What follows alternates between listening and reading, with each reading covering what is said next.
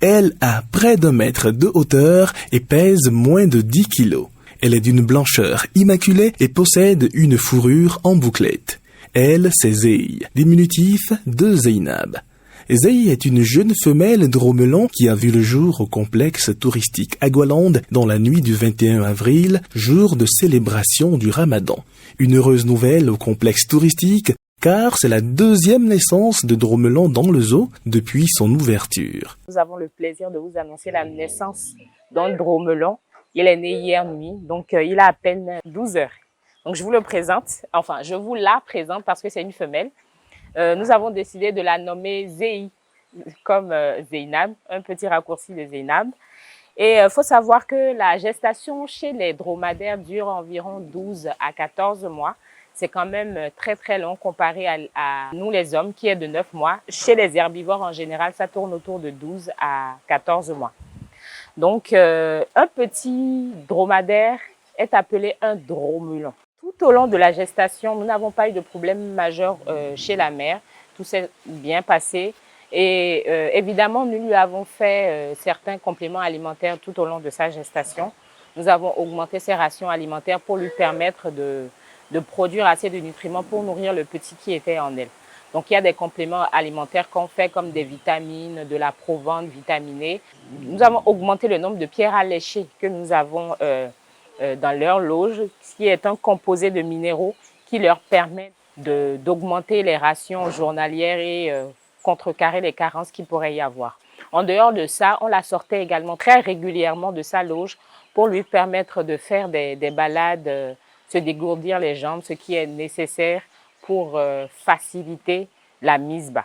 La naissance de Zeyi, la femelle dromelon, s'est déroulée sans complications. La mère et sa petite se portent à merveille. Pendant la période de gestation, un traitement spécial est accordé à la mère pour faciliter sa mise bas. Des visites aussi c'est qu'on mais là quand le camp de boumen n'est qu'à des bons et le ouvert les c'est ouais de bleu ouais et mais là quand le camp de boumen et qu'à des normal.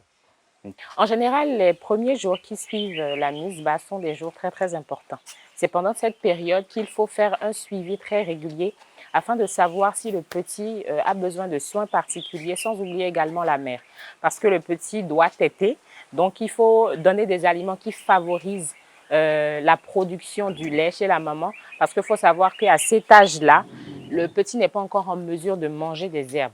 Et comme je l'ai mentionné encore une fois, il faut suivre que ce soit la mère et le petit, surtout que pour notre petite jeune maman, c'est sa première mise bas. Donc, elle n'a pas forcément les premiers réflexes qu'il faut avoir. Donc, il faut être présent, il faut l'habituer, il faut qu'elle soit habituée à la présence de sa petite qui vient de naître. Après ses premiers pas, la jeune femelle dromelon teste un nouveau réflexe, celui de l'alimentation. Elle se rapproche des mamelles de sa mère pour sa première tétée afin de goûter à ce lait qui constituera l'élément principal de son alimentation les 8 prochains mois. Tout ceci accompagné d'un suivi régulier. Voir que tous les êtres humains n'ont pas la capacité de pouvoir marcher juste après la naissance. Et ce qui est extraordinaire, c'est que chez les herbivores, ils ont cette capacité-là.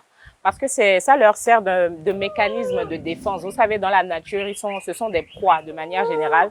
Donc, c'est une faculté qui leur a été attribuée afin de pouvoir se mettre sur pied pour pouvoir fuir si jamais il y a un danger. Si on compare le règne animal avec le règne des êtres humains, on verra que chez nous, en fait, les bébés à la naissance, ils n'ont pas cette faculté-là de pouvoir marcher juste après la naissance.